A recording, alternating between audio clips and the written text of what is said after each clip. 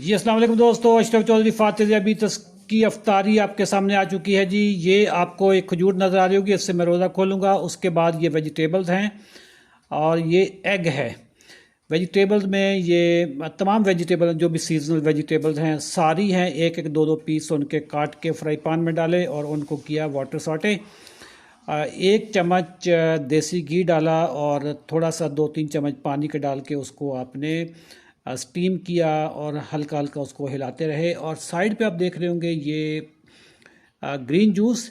ये green juice किस चीज़ का है? ये खीरों का है और पालक है, कद्दू है, ये मिला के इन सब को निकाला, इसको ब्लेंड किया।